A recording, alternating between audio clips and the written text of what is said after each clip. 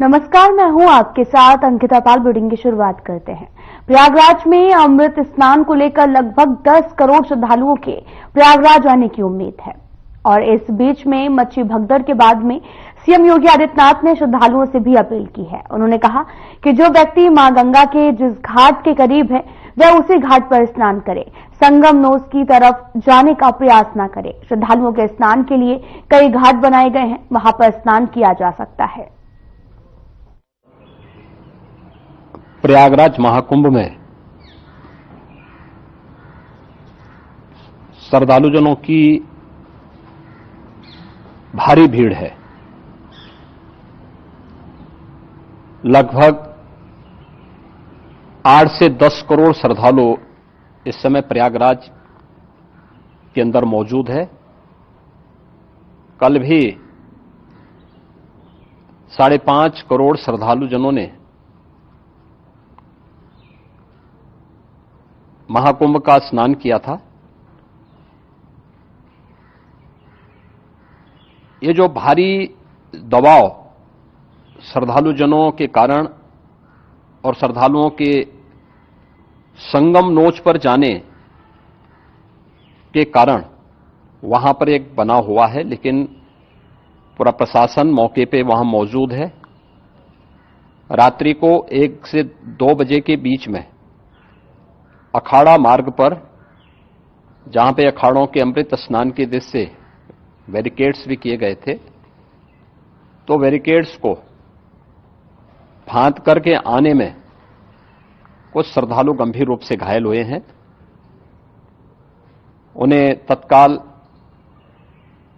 Hospital में पहुंचा करके उपचार आदि की व्यवस्था उनके लिए की गई है। उनमें से कुछ श्रद्धालु गंभीर रूप से घायल हैं।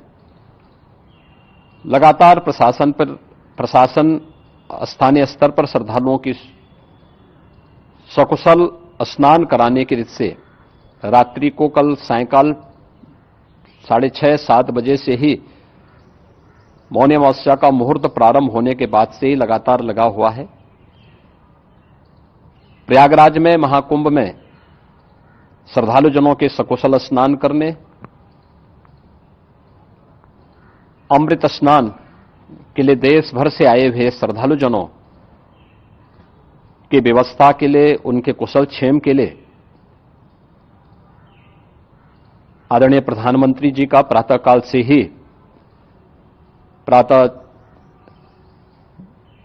से ही उनके लगभग 4 बार प्रधानमंत्री जी ने हालचाल लिया है। माननीय गृह मंत्री जी ने, माननीय राष्ट्रीय अध्यक्ष भारतीय जनता पार्टी श्री जेपी नड्डा जी ने,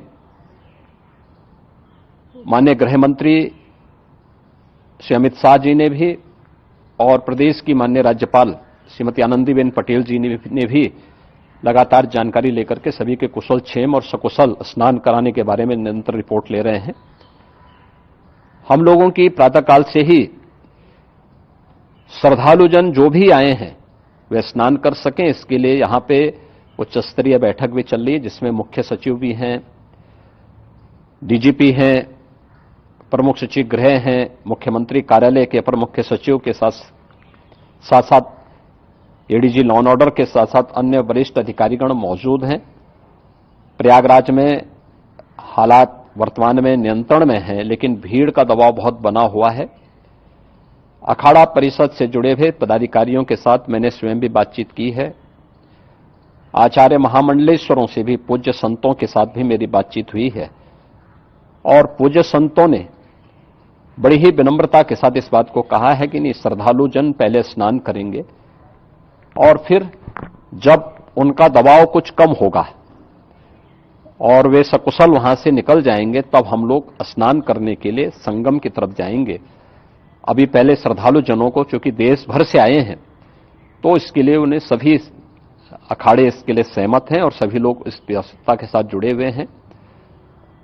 लगातार इस दिशा में हम लोगों का प्रयास है कि जो अब तक प्रातःकाल से ही आपने देखा होगा, कल मैंने बताया कि कल लगभग 5.5 करोड़ श्रद्धालु कल महाकुंभ का स्नान किए हैं और आज प्रातःकाल तक लगभग 8:30 बजे तक 3 करोड़ से अधिक श्रद्धालु स्नान कर चुके हैं और ये लगातार जारी है। लेकिन संगम नोच पर, अखाड़ा मार्ग पर, नागवासुकी मार्ग पर लगातार दबाव बना हुआ है और वहां पर श्रद्धालुजनों की सुविधा के लिए भी हर प्रकार की वहां पर प्रशासन पूरी मुस्तैदी के साथ लगा हुआ है।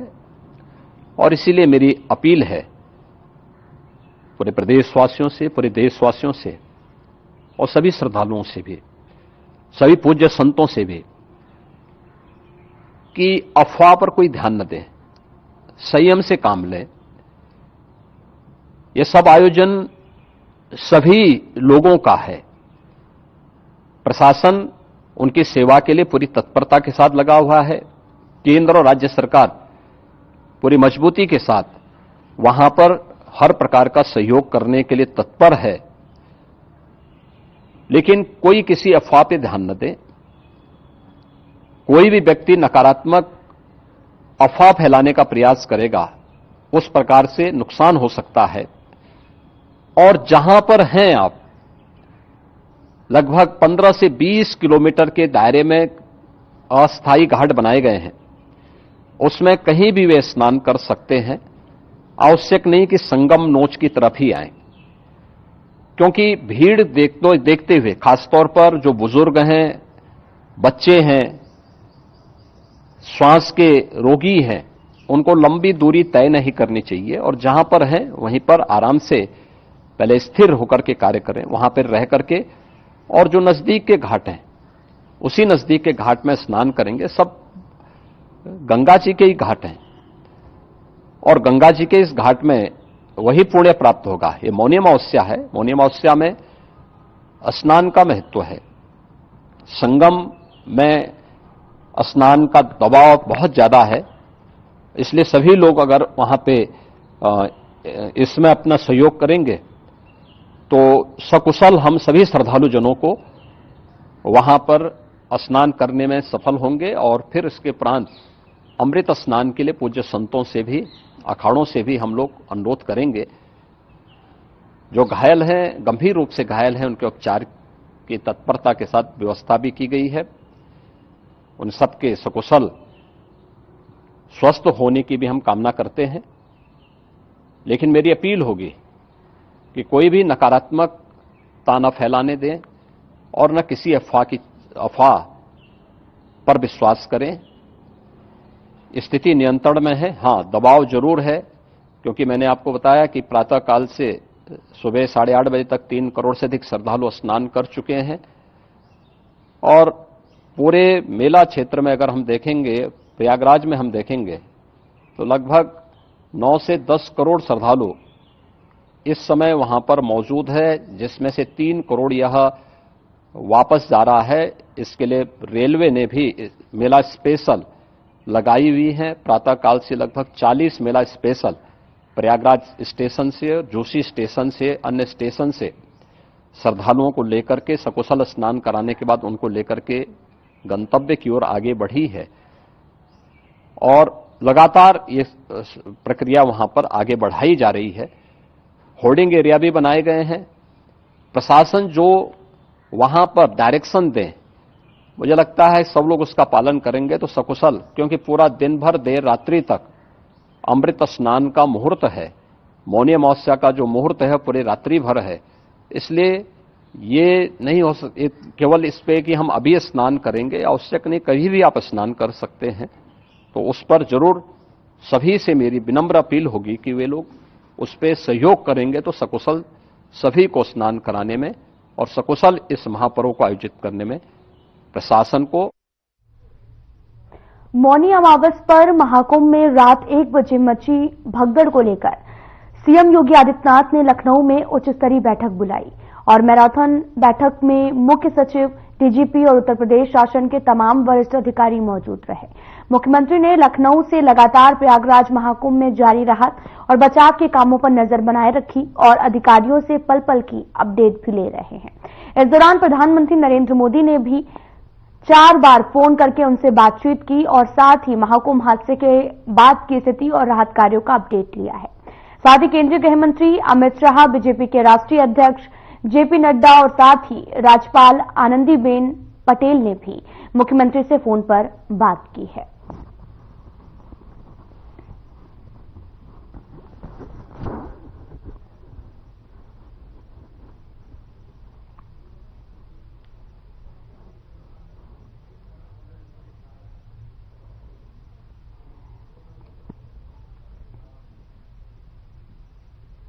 मौनी अमावस के दिन प्रयागराज में संगम स्थल पर भगदड़ मच गई, जिसको लेकर सीएम योगी ने श्रद्धालुओं से खास अपील करते हुए उन्होंने अपने सोशल मीडिया एक्स पर लिखा, महाकुंभ 2025 प्रयागराज आए प्रिय श्रद्धालुओं, मां गंगा के जिस घाट के आप समीप हैं वहीं स्नान करें, संगम नोच की ओर जाने का प्रयास ना करें। आप सभी प्रशासन के निर्देशों का पालन करें, व्यवस्था बनाने में सहयोग करें और संगम के सभी घाटों पर शांतिपूर्वक स्नान हो रहा है, किसी भी अफवाह पर बिल्कुल भी ध्यान न दें।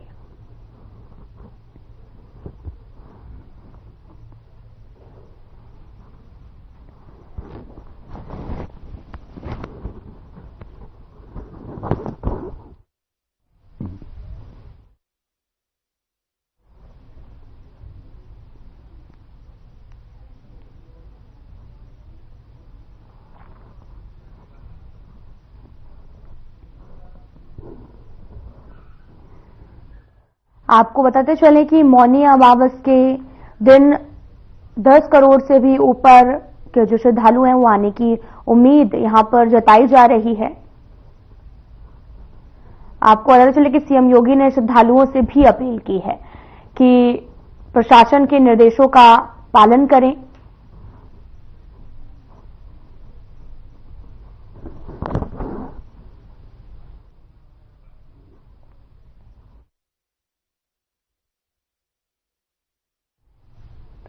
प्रयागराज में मौनी अमावस के अवसर पर दूसरे अमृत स्नान के लिए त्रिवेणी संगम पर छोटे छोटे जुलूसों के साथ में संतों का पहुंचना जारी है। मौनी अमावस के अवसर पर अमृत स्नान के लिए अखाड़ों और संतों के लिए मार्ग प्रशस्त करने के लिए त्रिवेणी संगम पर भारी सुरक्षा बल तैनात किया गया है।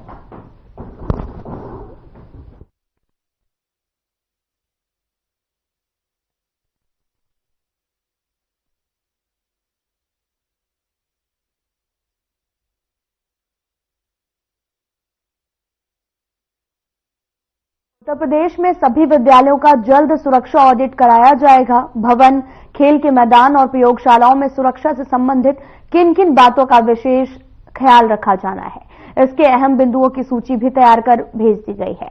यही नहीं, स्कूली शिक्षा महानिदेशालय की ओर से भी साल में 2 बार मॉक ड्रिल की तैयारी पर रखने के निर्देश दिए गए हैं और साथ ही अग्निशमन यंत्रों के साथ साथ आपदा के समय सुरक्षित निवास की व्यवस्था हो, इसका विशेष ख्याल रखने के लिए भी आदेश दिए गए हैं।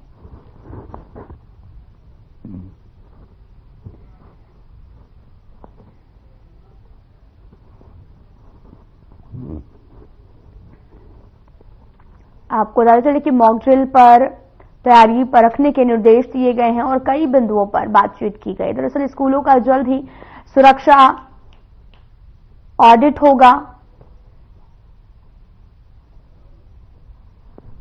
आपको बताते चले कि मॉक ड्रिल करके तैयारियां पर रखने की तैयारी लगातार जारी है। प्रधानमंत्री मोदी ने दिल्ली के करतार नगर में जनसभा को संबोधित करते हुए आम आदमी पार्टी की सरकार पर एक बार फिर से बड़ा प्रहार किया है। पीएम ने कहा कि ये दृश्य दिल्ली के मूड को दर्शाता है और ये दिल्ली के जनादेश को दर्शाता है। दिल्ली कह रही है कि अब आपदा के बहाने नहीं चलेंगे, आपदा के झूठे वादे नहीं चलेंगे। दिल्ली भी कह रही है कि अब आपदा की लूट और झूठ नहीं चलेगी। यहां के लोग बीजेपी की ऐसी डबल इंजन वाली सरकार चाहते हैं जो गरीबों के लिए घर बनाएगी, दिल्ली को आधुनिक बनाएगी, जो हर घर नल से जल पहुंचाएगी, टैंकर माफिया से मुक्ति दिलाएगी। इसलिए आज पूरी दिल्ली कह रही है कि 5 फरवरी आएगी, आपदा जाएगी, बीजेपी आएगी।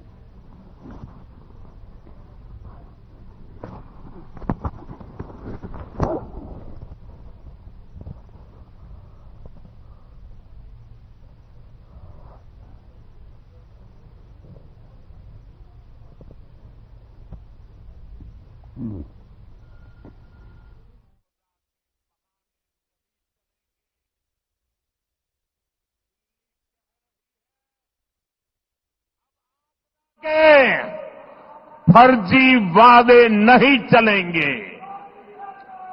दिल्ली कह रही है अब आपदा की लूट और झूठ नहीं चलेगा। दिल्ली भाजपा की,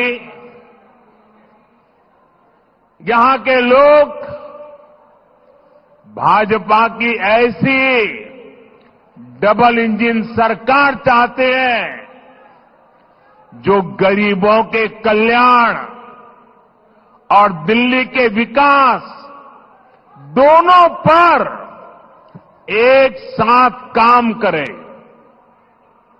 दिल्ली एक ऐसी सरकार चाहती है जो गरीबों के लिए घर बनाए, जो दिल्ली को आधुनिक बनाए। दिल्ली एक ऐसी सरकार चाहती है जो हर घर नल से जल पहुंचाए, टैंकर माफिया से मुक्ति दिलाए। इसलिए पूरी दिल्ली आज कह रही है 5 फरवरी आएगी, आपदा जाएगी। तो वहीं दिल्ली के राजेंद्र नगर विधानसभा क्षेत्र में मंगोलपुरी निर्वाचन क्षेत्र में बीजेपी ने सार्वजनिक बैठक का आयोजन किया, जिसमें यूपी के सीएम योगी आदित्यनाथ ने शिरकत की है और साथ ही बैठक को संबोधित भी किया। साथ ही सीएम ने क्या कुछ कहा, आपको भी सुनाते हैं। मुझे बहुत अच्छा लग रहा है कि आज देर से सही दिल्ली की जनता जनार्दन ने दिल्ली के अंदर भी डबल इंजन की सरकार, भारतीय जनता पार्टी की सरकार को बनाने के लिए संकल्प ले लिया है। जहां पर भी मैं आज गया हूं या पिछली बार भी गया हूं, अपार जन समुदाय का ये संकल्प इस बात को प्रमाणित करता है कि दिल्ली वासियों ने तय कर लिया है कि अब दिल्ली के अंदर आम आदमी पार्टी के माफिया राज को नहीं, बल्कि मोदी जी के नेतृत्व में डबल इंजन की भारतीय जनता पार्टी की विकास और विरासत की सरकार हमें आगे बढ़ानी है। आखिर हो भी क्या ना, बहनों भाइयों, एक और मोदी जी के नेतृत्व में पूरे देश के अंदर विरासत और विकास का अभियान मजबूती के साथ आगे बढ़ रहा है। जहां जहां पे भारतीय जनता पार्टी की सरकारें हैं, वहां पर विरासत का सम्मान भी है, विकास भी है, लोक कल्याण भी है, गरीब कल्याण भी है, सुरक्षा भी है, समृद्धि भी है। लेकिन जहां पे भारतीय जनता पार्टी की सरकार राज्य के अंदर नहीं है, वहां की राज्य सरकारों के द्वारा अपने निहित राजनीतिक स्वार्थों के लिए न केवल सुरक्षा पे सेंध लगाया जा रहा है, बल्कि भ्रष्टाचार के नए नए कीर्तिमान स्थापित करते हुए जनता जनार्दन को बुनियादी सुविधाओं से भी वंचित करने का कार्य किया जा रहा है। और यही कुछ दिल्ली के अंदर आम आदमी पार्टी की केजरीवाल सरकार ने पूर्व में और आज वर्तमान में भी यही ये लोग दिल्ली के अंदर कर रहे हैं। पहले भाइयों में अभी कुछ देर पूर्व विकासपुरी और उत्तम नगर की तरफ गया था, मैं गौचक था। उन क्षेत्रों को देख करके सड़क है या गड्ढा है पता ही नहीं लग रहा था। सड़कों पे सीवर बह रहा था, भयंकर बदबू थी, पूरी सड़कें कूड़े से भरी पड़ी थी, अव्यवस्था और अराजकता का तांडव था। बिजली के तार सड़कों पे झूल रहे थे, कोई सुविधा नहीं। आम आदमी पार्टी ने दिल्ली को कितना नारकीय बना दिया है, ये अंदाजा आप यहां की सड़कों पर, और अभी कुछ दिनों के अंदर जब टैंकर माफिया के द्वारा पानी के लिए तरसाया जाएगा, उस समय भी ये दृश्य आप देखेंगे। आम आदमी पार्टी के इन कारनामों को देखने का अवसर दिल्ली ही नहीं पूरा देश देखता है, पूरी दुनिया देखती है। बहनों भाइयों, मैं भौचक हूं। जब मैं पिछले दिनों दिल्ली आया था तब भी मैंने केजरीवाल जी को कहा था कि अरविंद जी, आप भी चीफ मिनिस्टर रहे हैं, मैं उत्तर प्रदेश का मुख्यमंत्री हूं, मैं तो अपने पूरे 54 सदस्यीय कैबिनेट को लेकर के प्रयागराज गया। मां गंगा, मां यमुना और मां सरस्वती के संगम की त्रिवेणी में मैंने डुबकी लगा करके स्नान भी कराया, उन्हें आचमन भी हम लोगों ने लिया और उत्तर प्रदेश के विकास की एक बेहतर कार्य योजना को आगे बढ़ाया। लेकिन अगर इनमें नैतिक साहस है तो अरविंद केजरीवाल जी को स्वयं यमुना जी में अपने कैबिनेट के साथ जाकर के डुबकी लगा करके आचमन करके दिल्ली वासियों को आश्वस्त करना चाहिए कि यमुना शुद्ध है, अविरल है, निर्मल है। इनमें साहस नहीं है, ये नहीं कर सकते, क्योंकि इन्होंने अविरल और निर्मल गंगा को, हमारी पौराणिक यमुना को याद करिए, जिस यमुना जी के किनारे भगवान कृष्ण ने 5000 वर्ष पहले अपनी पूरी लीलाएं रची हो, दिल्ली के अंदर वही यमुना नाले में बदल गई, गंदगी का एक नाला बन गया है। लोग हंसते हैं आम आदमी पार्टी की सराजकता पर, इस भ्रष्टाचार पर। उत्तर प्रदेश के अंदर गंगा अविरल और निर्मल हो गई। हमने आगरा के बाद यमुना जी ने व्यापक शोधन के कार्यक्रमों को आगे बढ़ाया।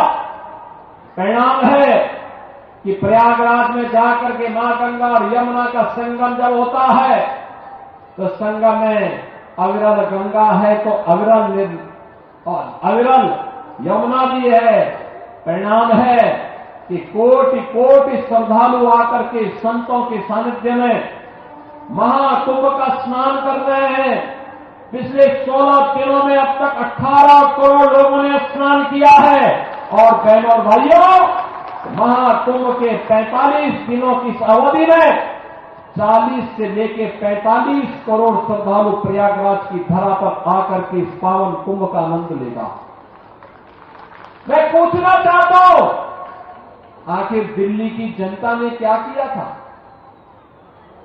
क्यों इतना बड़ा अन्याय आम आदमी पार्टी की सरकार दिल्ली के साथ, यमुना जी के साथ कर रहा है? क्यों किया इन्होंने? ये प्रश्न आज उनसे पूछा जाना चाहिए।